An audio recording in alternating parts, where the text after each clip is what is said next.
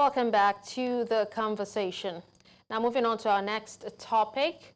Africa's agribusiness potential remains vast but untapped. Despite leading in cocoa, coffee and tea exports, the continent still imports food. Now to unlock growth, Africa focuses on 4 key areas: that's boosting food security through local production, upgrading infrastructure, that's I'm talking about roads, storage and irrigation, innovating inputs through fertilizers and drought-resistant seeds, and also enhancing climate resilience through sustainable methods. Now, to speak more on this, we have joining us Francis Nwapa, Youth President, African Pest Control Association. Thank you for joining us, Francis. Thank you so much. It's a pleasure to have you. Now, let's start with, we're talking about we're talking agriculture and all that. Let's start with yield gaps that's between African farmers and global averages, which we've heard are significant. What high-yielding crop varieties at this time, in this moment, shows great promise?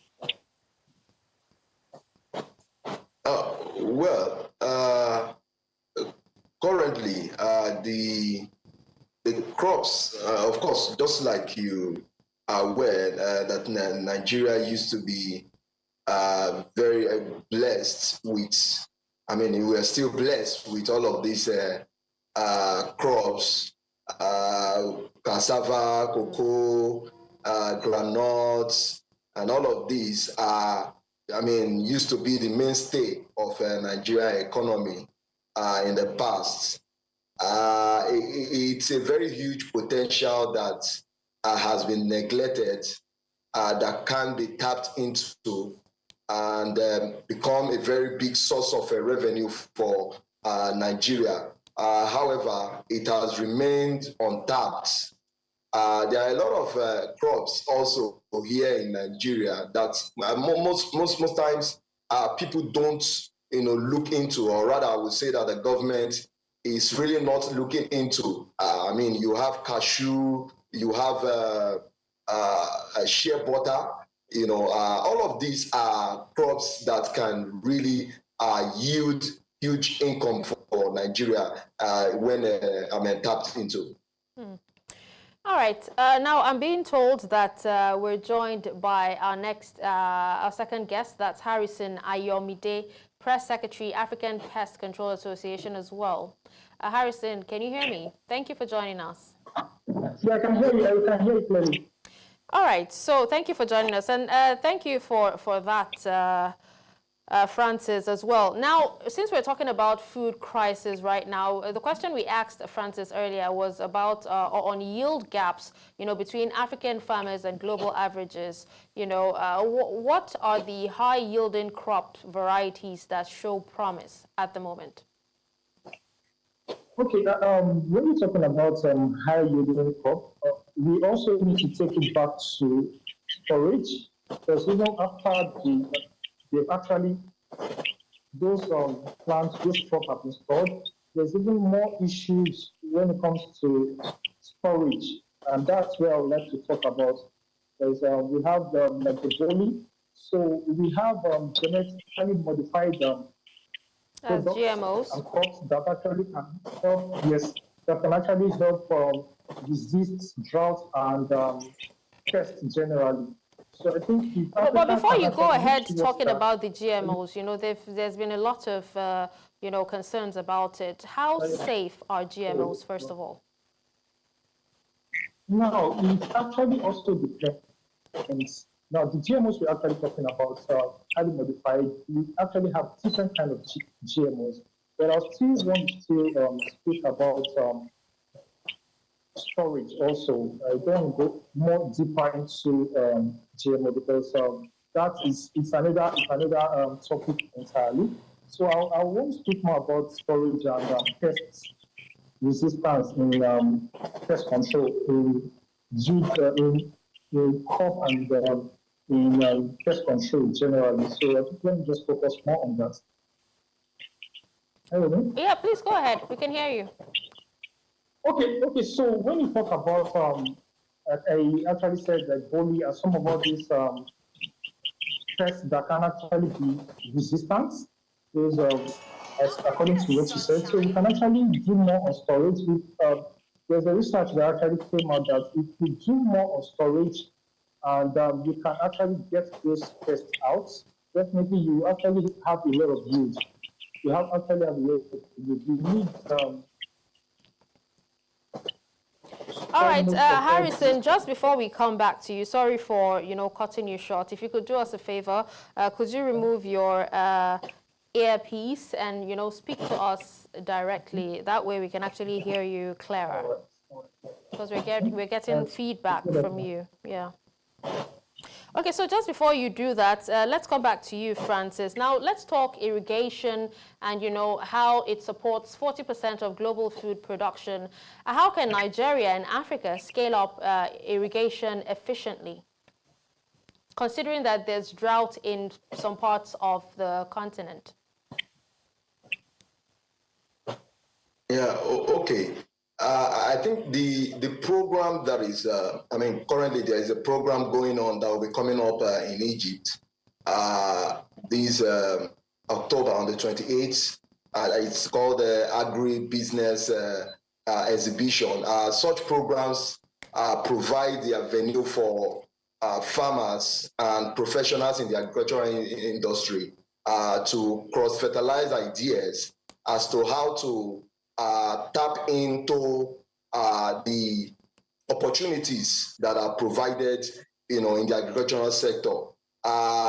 Nigeria has over 69 million arable, hectares, of arable land, and Nigeria cannot be seen as a country that is lacking of irrigation. Don't also forget that the Lagdo Dam, which causes floods, in most part of Nigeria, within the coastal line, ordinarily Nigeria was supposed to build a dam which was supposed to be used for irrigation purposes and all of that. You will see that all of these as a result man-made errors. Government could tap into that by building a dam that could help in irrigation processes, just like in Cameroon did theirs. They are also using that Lagdo Dam, for irrigation and also tourist purpose and all of that. I am aware that in some other North African countries like Egypt and Libya and all of that, there are artificial processes that were put in place where governments build artificial lake, artificial dams, where they can, explore the purpose of irrigation and for the purpose of agricultural, products and all of that. And so it's all about the interest of government, the will, of government to be able to tap into all of this and use it and expand agriculture in Africa. Africa is richly blessed in terms, not just in terms of land mass, but also we have every natural resources that can help us advance agricultural produce and export to the world, at large. Okay. Now coming back to you, Harrison. Now you were actually talking about GMOs and all that, but what we also want to know is what climate benefits, organic farming and agroforestry actually offers, especially talking about incentives that encourage adoption. Now looking at how GMO crops are slowly invading agribusiness. Go ahead, please. Currently now, most farmers, what they do right now is they, for some, so that they can actually checkmate the climate issues. Some of them even plant trees around their farmlands, so that actually help yield, uphold some of these rich soils. So that's why that's what most people do right now to just push. And because right now the soil itself is losing a lot. So most of the time, we just try as much as possible.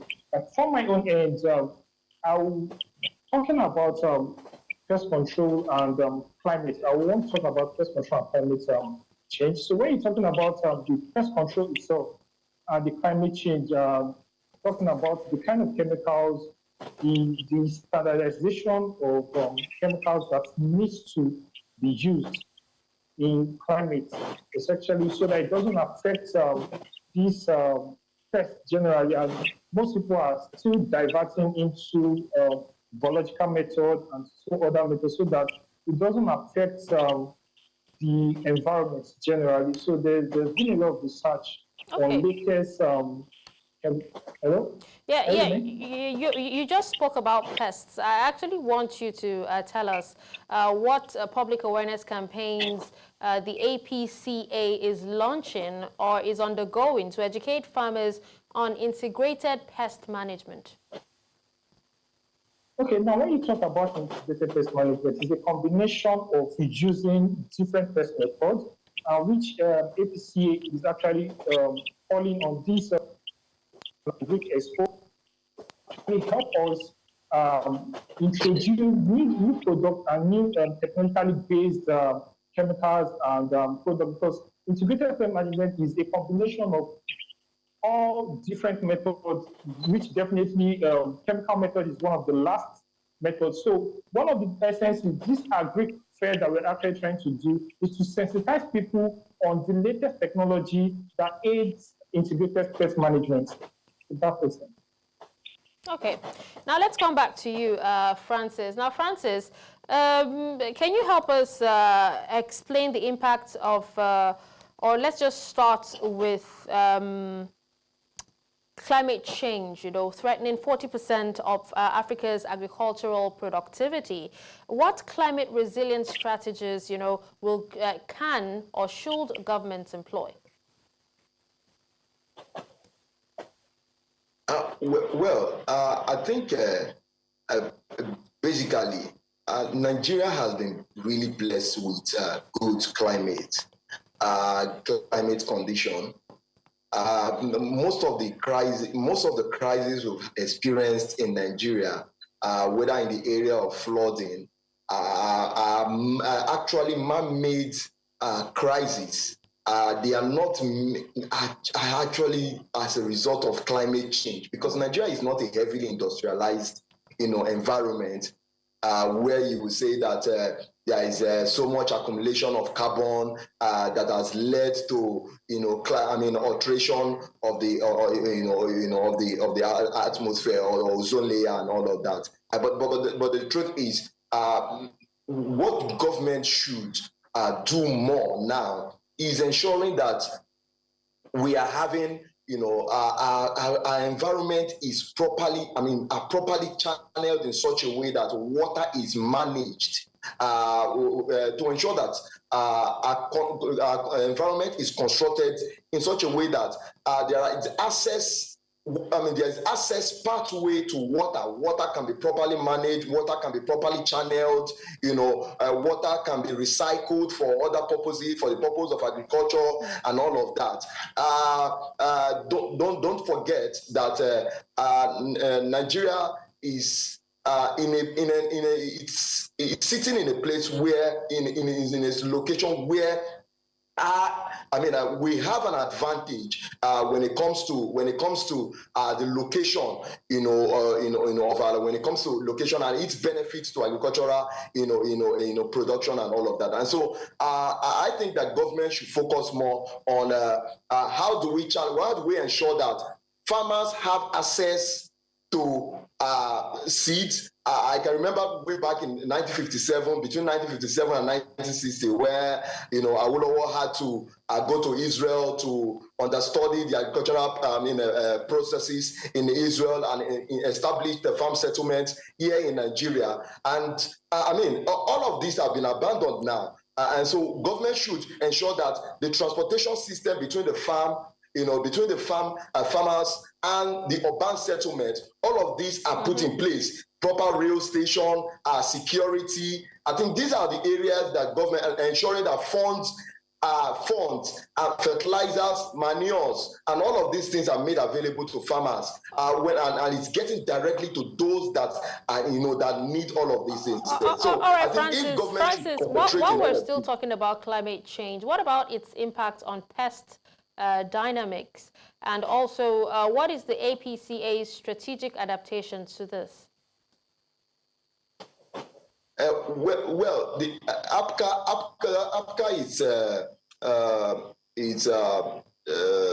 has been in the forefront and have launched a campaign within Africa to ensure that, firstly, chemicals that are hazardous to the environment are being, we are working closely with local chemical regulatory bodies to ensure that chemicals that are hazardous to the environment that could lead, to climate, that affects the climate, such chemicals are taken out of the store. We are also ensuring that farmers are being educated as to how to manage pests beyond the use of chemicals. There are other biological methods we use in managing pests. It's not necessarily have to be resort to chemicals and all of that. And so all of this education is going on, and part of it is what is also going to, what we are going to do in Egypt come 28th to 30th of this month, where we will be having, we're going to have agribusiness, agri-professionals all over Nigeria and Asia, in Africa also, are going to gather in that place where we'll be discussing how we are going to adopt new techniques in a control of pests rather than using methods that are outdated and also affecting and leading to climate change. All right. It seems like you have a lot on your plate. APCA has a lot on its plate. Let's come back to Harrison quickly. Okay. Harrison, now Africa's population is projected to double by 2050. Now, what does this mean, looking at, food systems, adaptation and all that? Is it projected that these food systems or the crisis would worsen by 2050, or will countries be able to, do the needful to be able to make sure that it doesn't reach to that point, or it doesn't get to that? Now, the Agri-Expo that will actually be happening, one of the essence is for knowledge sharing. Okay, so if you're talking about population increase actually, there's increase in pests and increase in diseases. Now, one of these is malaria. Now, if we check in Africa, we have the likes of Cape Verde, we have the likes of Algeria, and recently Egypt, for over 100 years, they've been trying to be malaria-free. So one of the essence of this expo is when we come together, there's knowledge sharing, there's, how these countries have been able to succeed in some of those things, how their government, we're going to be doing a case study also on how these countries have been able to become pest-free, malaria-free. For example, malaria is a serious issue in Nigeria. So if we have this knowledge sharing, when we come together in this expo, definitely bringing those knowledge back to Nigeria is something very good, and it will actually help reduce diseases and the like. Some other countries, they target the larvae of mosquitoes until like Egypt, there is now mosquito malaria-free. Okay. So I think with that knowledge sharing, should be this one. All right, now Francis, quickly before we wrap up this show, in 1 minute, can you tell us, you did talk about urbanization earlier, can you quickly tell us how sustainable agriculture, meeting growing urban demand, especially in areas where urbanization is shifting consumption patterns, how the projection for this? As it stands, unless there is a serious investment, deliberate investment by government into agriculture, agriculture cannot be left a loan for individuals, private individuals to, I mean, agriculture has gone beyond that, where you use crude implements, you know, in practicing agriculture. I mean, agriculture has gone from mechanized to scientific and all of that. And so until there is an intentional effort, you will see that it's not just about the rural farming alone. Urban areas, I mean, places like Lagos should have, you know, farming. I mean, some of the places that government, I mean, some of all these places that are being carved out for estate, real estate owners, buying lands and building houses and all of that, some of all these places could have been used, you know, for agricultural purposes. And that's why we're saying for government to ensure that by 2050, the food crisis does not double what it is right now. Government must be intentional about investing in agriculture, and not just investing in agriculture, encouraging farmers, encouraging young graduates to go into agriculture and providing security, you know, for ensuring that our farmers are properly secured, and also providing them with all the necessary resources and what is needed for farming to grow in Nigeria, so that Nigeria can go back to what it used to be before, where we used to export granules, we used to export palm oil, we used to export you know, cashew and all of these, you know, in the past, and so that Nigeria can become the food basket of the world, not just in Africa but also in the world. All right. Well, thank you so much, gentlemen, for joining us on the show today and speaking to us. Francis Nwapa, Youth President, African Pest Control Association, and also Harrison Ayomide, Press Secretary, African Pest Control Association. Thank you so much. And with that, we've come to the end of the conversation. Thank you so much for tuning in. We'll be back again on Friday. Thank you so much. I remain Darshan Usman. Have a wonderful evening.